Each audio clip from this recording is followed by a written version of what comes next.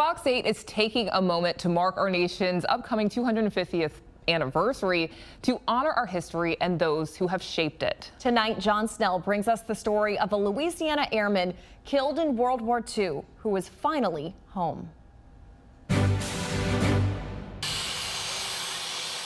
For Sharon Guidry's entire life, mystery surrounded what exactly happened to her father. He died while serving in the Army Air Corps in World War II. His remains lost. One day last week, Truman Causey finally came home. Never in my lifetime would I have thought that this would come about. His daughter and her children were there at Louis Armstrong Airport for the dignified transfer of his remains. Truman George Causey was 16 when he lied about his age to enlist in the Army. 16 years later, weeks before Sharon's birth, the Army shipped Causey off to the Philippines. He never laid eyes on his daughter. The Japanese attacked Pearl Harbor, then the Philippines. Taken prisoner, Causey survived the Bataan Death March, a grueling 65-mile trek in Japanese custody, but died months later in a POW hospital. Buried in a mass grave, there seemed no way in the 1940s to retrieve his body.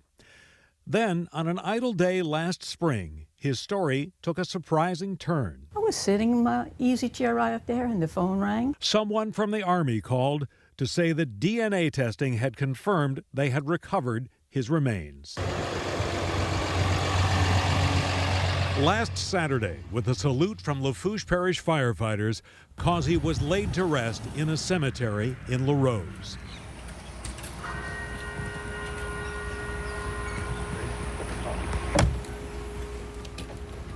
And finally learning what happened to him, bringing him home, you know, that type of thing. Yeah, it's a very good day. Sharon Guidry says she is struck by the outpouring of support for her family from so many people who never met her father, never knew of him until recently.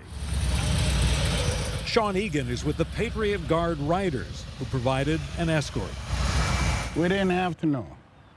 He stood for the country. He answered the call to arms.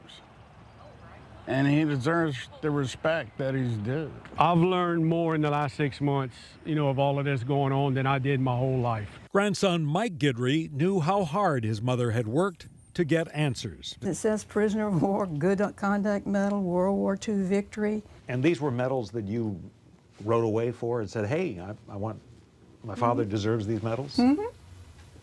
And the Filipinos government sent them to me. She talked to congressmen. She wrote letters to the U.S. and Philippine governments so the family would have her father's decorations. He needed to be recognized. He needed to be remembered. He needed to have something my children could see and hang on to and know that he served his country. On this day, that recognition finally came. Like some people have said, it's a final closure. It's brought everything together.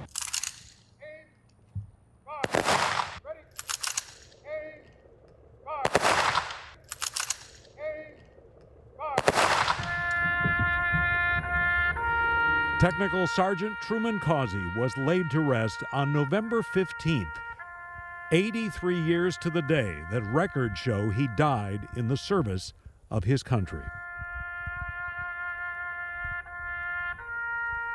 In La Rose, John Snell, Fox 8 Local First. Truman Causey had 2 older children. His son Truman Jr. was also there to see his father honored and laid to rest. And we definitely thank him for his service. Absolutely.